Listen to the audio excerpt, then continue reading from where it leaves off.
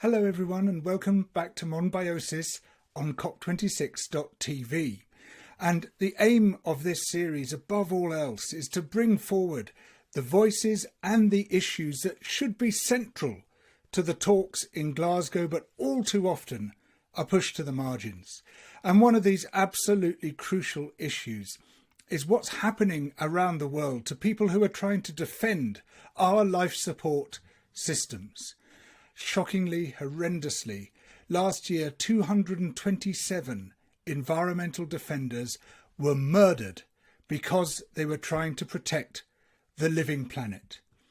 And many, many more have been intimidated, have been injured, have been imprisoned, have been raped. Terrible, terrible things have been done to people simply because they are trying to stand up for all of us, for all of our lives, and indeed for the survival of all the rest of life on Earth.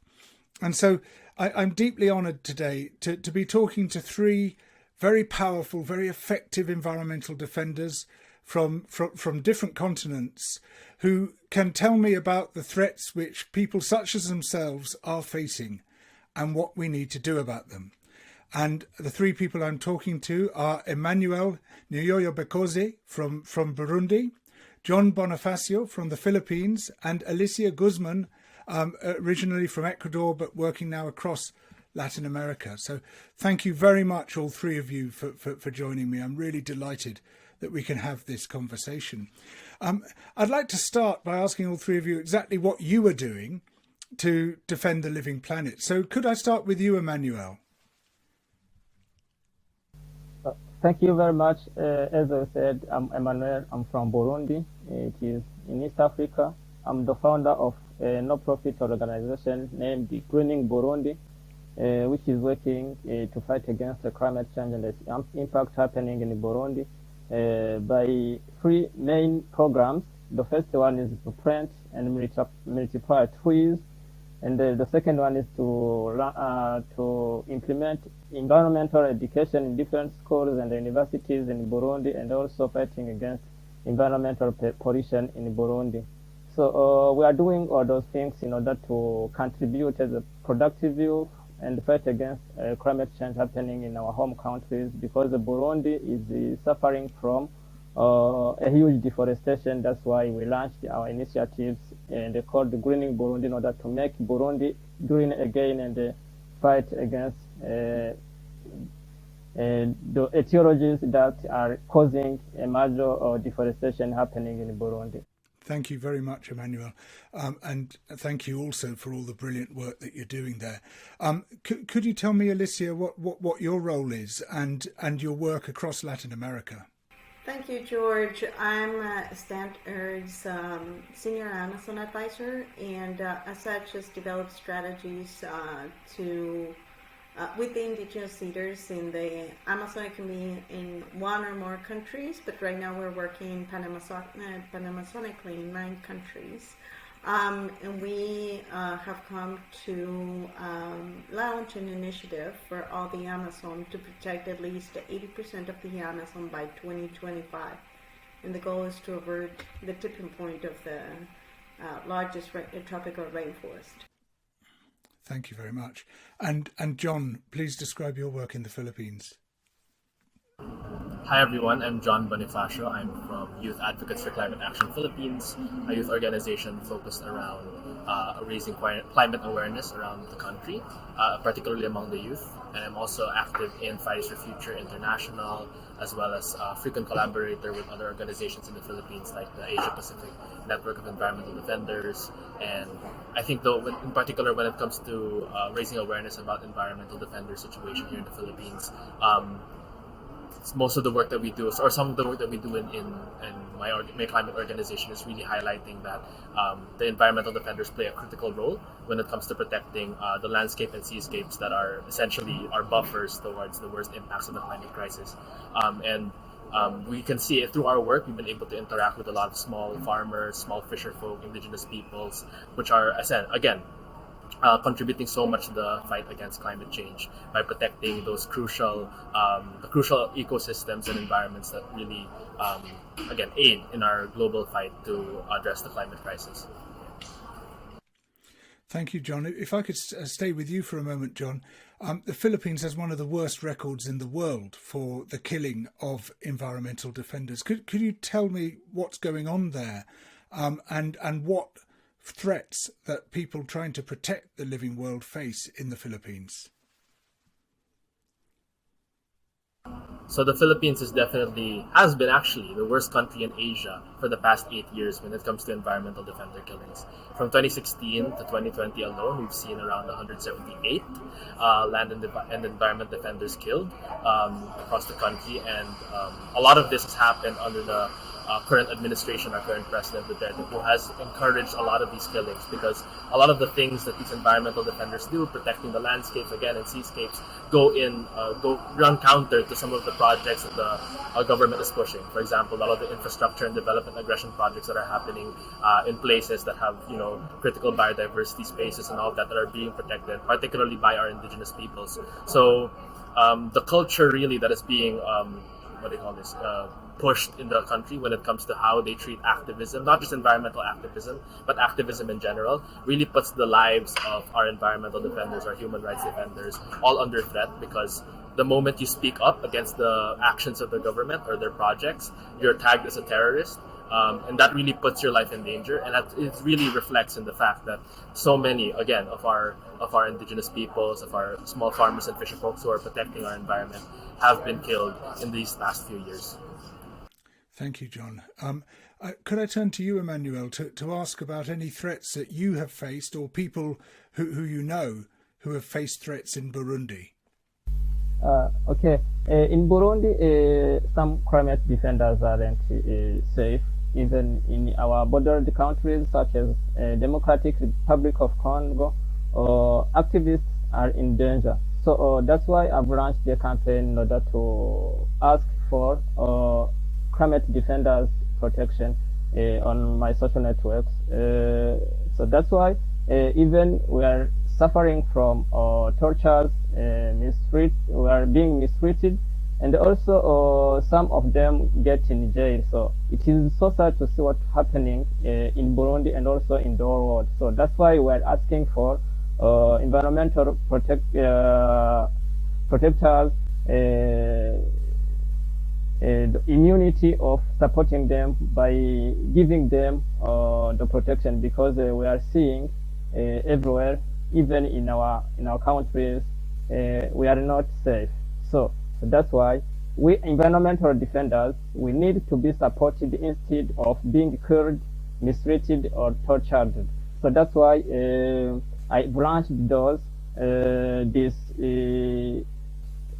this campaign on my social networks to ask for support, and that COP26 put this issue on table of negotiation in order to take sustainable solutions, and the governments take this as an issue they must resolve in their countries. So that's why Burundian defenders aren't safe. So we need protection, we need security, we need everything. Thank you. Those are excellent points. And if I could turn to you, Alicia, we know that in the Amazon, just like in the Philippines, there's been some terrible spates of environmental killings. I understand particularly in Colombia and Brazil. Could you tell me something about that? Tell me what people are facing at the moment. I think that we have to understand violence as a symptom of extractivism.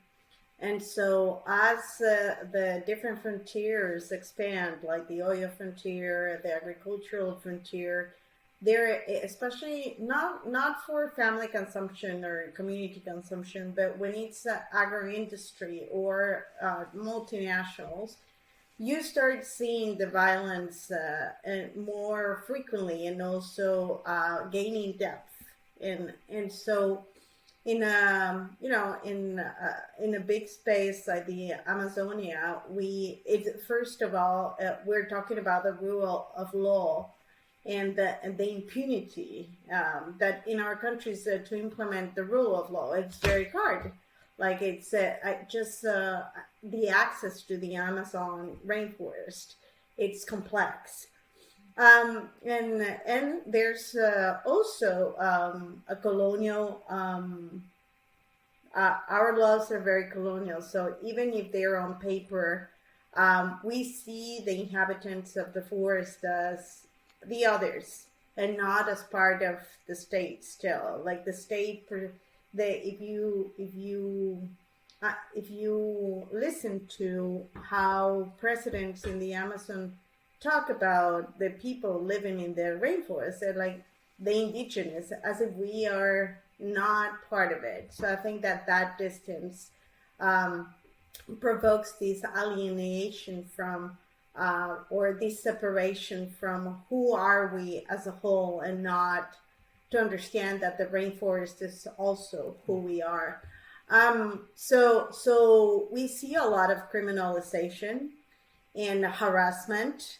So these are the symptoms, right? First, harassment, criminalization, what John was saying, then eventually terrorism, we're defined as terrorists, and then obviously you go to jail. In many cases, people disappear. So it's not, normally it doesn't happen at once. The killing, it's a process in which there have been a lot of attempts from the criminalized to use the justice system to be able to defend themselves until it's too late, because the system does not respond, since there's not rule of law check. And I mean, I remember more than 30 years ago, after Chico Mendes was killed, the famous campaigner in the Brazilian Amazon who was murdered, many people were saying, never again, this must never be allowed to happen again. And yet since then, we've seen the murders rise and rise, haven't we, Alicia? And the reason why is because the states depend on the income from that comes from these different extractives. And I think that, so I agree that at the COP, we need to bring this uncomfortable conversation, but not just from the symptom, but rather from what it's producing. What's the root cause? And the root cause is, I think that the developed world has to start financing another model. Otherwise, all of us are complicits of what is happening in the global south. That's an excellent point that Alicia makes there, John. I mean, we're faced with the threats in the Philippines. Are we mostly seeing those threats coming from international business, coming from extractive industries, supporting markets in countries like ours, or are they mostly coming from local sources? Definitely the international drivers are the destruction and the devastation we're seeing when it comes to the situation of our environmental defenders is driven mainly by those international forces you mentioned. I mean, as Alicia also mentioned, the extractives industry is also very prominent here in the Philippines. I think mining and agribusiness play a gigantic role when it comes to how they contribute to the killings that are happening in the Philippines. And definitely with the indigenous peoples that we've been able to talk to, for example, with the Lumads that are based in the southern region of the Philippines, like some of their work is really how they strive to really defend land and life and their practices from the encroachment of these very large coal mining companies that are trying to enter where their ancestral lands essentially. So you can see there's really this intersection between the climate crisis and how it's being fueled by all of these large companies that are trying to make the most out of the resources that they can find in the global south, and the lives and the livelihoods of our indigenous peoples, our environmental defenders. So definitely the whole situation is really dictated by the international demand, I guess. And what worries me as a climate activist in particular, is a climate justice activist, is how this might not even change once we transition to renewables. I mean, it's just going to be a different playing field where mining companies will be going into places like the Philippines, but instead of coal, they're going for lithium or copper to make those batteries. And the thing hasn't really changed. The situation hasn't really changed for our environmental defenders. And that's just something we really need to watch out for. And when we do push for a just transition, it really has to be just. It really has to involve and prioritize the lives of the people in the front lines.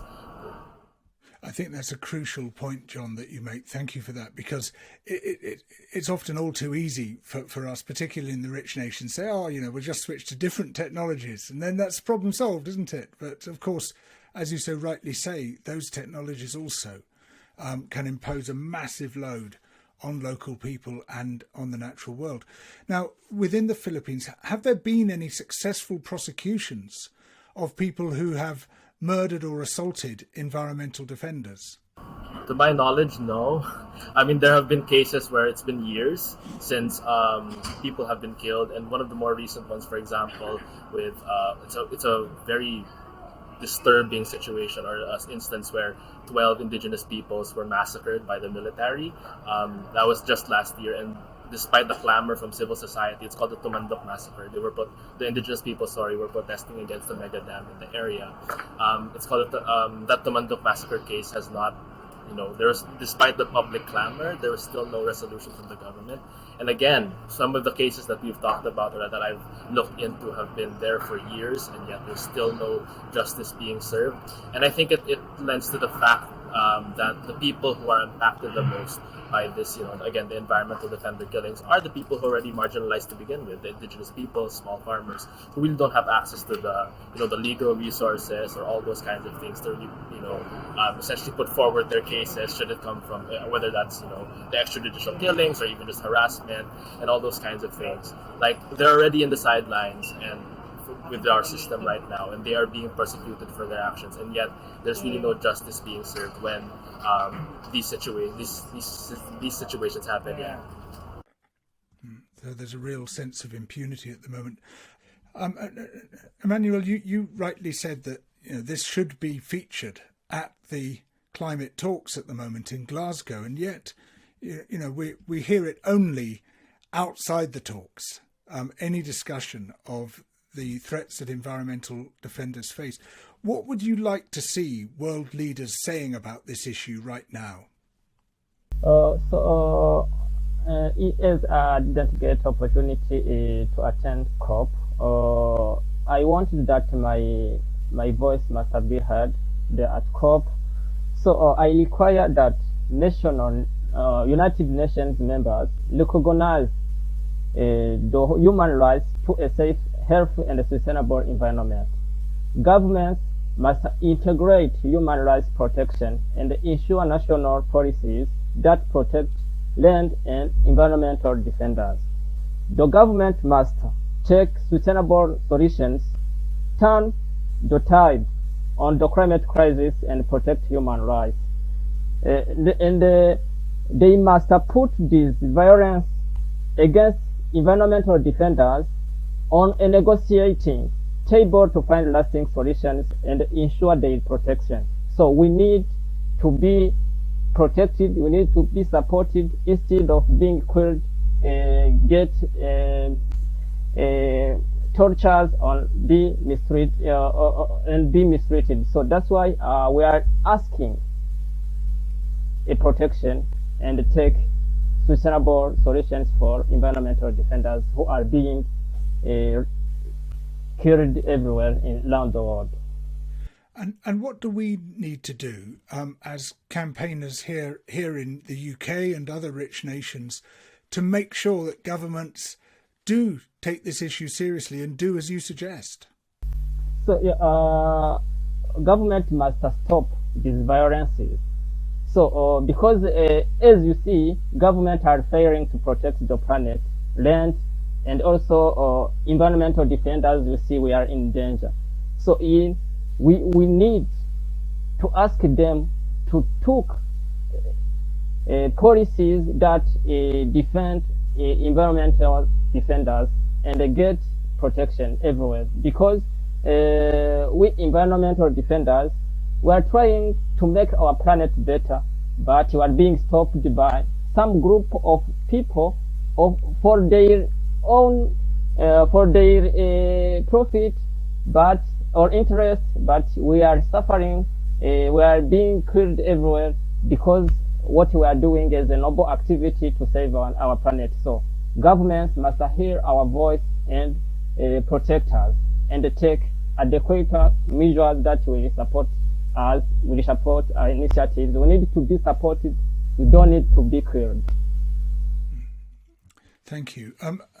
This is fundamentally an issue of international justice, Alicia, isn't it? I mean, it's in some ways it's all too easy for people like me. You know, I've got my media platform over here. I'm safe as far as I know, and yet, you know, the real cost is being borne by frontline defenders, far less resourced than people such as myself are, far less in the spotlight, and therefore more vulnerable.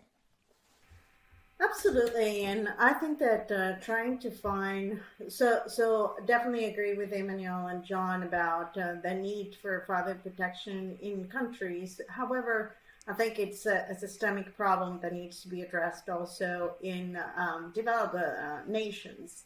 When we talk about free trade is not free. When you can buy a radio for $6, when the real cost will be at least $30-$50. And everyone's going cheap, that means that along the line, there are people that are either dying or being enslaved in order to have these products that cheap. So when we think about how to solve this, I think we need to look at the big dimension of these problems. Like, for example, why don't we ask for the free, prior, and informed consent? For anything, like people should be able to define their fate, like whether or not they want to burn their forest or their home in order to that someone in a developed nation has a $6 radio, right? So I think that there's a lot to do in terms of trade. So through the World Trade Organization, and to regulate and to have minimum requirements for any product. So I think that's one. The other thing, it's also the debt. Debt is a driver. It's a silent driver because a lot of our governments, governments in the global south have to get into debt that can only be paid with extractives.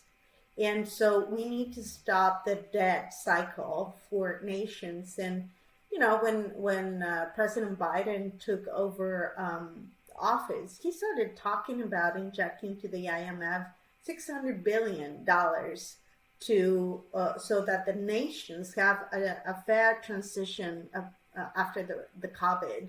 And I think that we are still talking as if we were in a normal world when we're still wearing masks. A lot of indigenous peoples and defenders died from COVID in a system where there wasn't even a paracetamol, like a basic painkillers, or even water. Oil spills were in the Amazon prevented people from washing their hands. So the system as it is we cannot continue thinking in the same solutions. I think we have to go bigger and think it as a systemic global problem, as global as the pandemic. Check. Thank you. Now those are excellent points that Alicia has made there, John. I mean, ultimately, so much of this trade is being driven internationally by international finance, much of which is coming from the richest nations. Also by trade treaties, which basically more or less force other countries to participate. Could you tell me something about the influence of that sort of forced trade? And Alicia mentioned the use of debt, but there are lots of other instruments, aren't there, which make it almost impossible for people not to participate in this global destruction. Definitely in the case of the Philippines, that sort of forced a situation. It does take place. I mean, for example, our country has no capacity to build even the tip of a ball pen. Like, our industries are really backwards in that sense. And because of that, what I mean by that is from the top to bottom. So from the extracting it from the environment and then building all the way to the product, like we don't have those, comprehensive industries to really process all the materials that can be found in the Philippines. So what happens is that we are super dependent on, as mentioned, extractives. We're really just exporting all the raw materials and to sort of cater to the markets, and then we end up accepting the surplus products, the cars and the laptops that we can produce locally. And that really puts the Philippines and other countries in the global south in this sort of like cycle of we essentially lose a lot of value because we're selling off all our resources, our natural resources, the raw materials, and then we get something that's in higher value. So at the end of the day, we're really at the what do you call that? At the losing end of things. And that really, again, in the context of adapting to the climate crisis and having the sort of resources and the technology and the capacity to adapt to the impacts of climate change, we don't have those industries, and we're stuck in this rut where we really just have to essentially beg from the developed nations, from the first world, to say, hey, please support us. When in reality, we should recognize that there is this debt, long accrued debt that's been happening, where the global north really does owe a lot of reparations and a lot of obligatory support to places in the global south because of the historic injustices that they have caused through problems like colonialism and of course the climate crisis, which disproportionately affects the most affected peoples in areas again in the global south. So I think as Alicia mentioned, we really have to rethink the system. The system that we're currently working in does not really benefit majority of the people. It really leaves the concentration of wealth and resources in the hands of industrialized countries, and that's something we cannot continue really if we really want to genuinely address the climate crisis and all the social crises that we're experiencing today. Thank you, John. Now, we're coming towards the end of the programme. The reason I wanted to make this programme was because, Emmanuel, you got in touch with me on Twitter and said, our voices need to be heard. And I thought, yeah, you're absolutely right. So thank you very much for inspiring me to do this. I think it's a really important topic to take on. Now, you can't come to Glasgow, Emmanuel, but what should those of us in the UK, the activists around the climate conference at the moment, what should we best do to support your efforts in Burundi, what John is doing in the Philippines, what Alicia is doing in the Amazon, and to make sure that your voices are heard more and that environmental defenders are not so vulnerable? Climate crisis is being intensified and impacted to the people, land, planet, and climate defenders. So, climate action requires protecting defenders and vice versa. So, we need protection. Climate defenders need protection instead of being killed, mistreated, or tortured. So, we need a protection. We need that must be get sustainable solutions and get that protection. Governments must have heard our voice that climate defenders are in danger. We are needing protection, we are needing security in our own initiatives we are leading in our respective communities and countries. Thank you very much. Well, I can't thank you all enough. It's been a really important, fascinating programme. Emmanuel, Niyoyabikoze, John Bonifacio, Alicia Guzman, thank you so much. It's been a great honour to talk to you all. Thank you.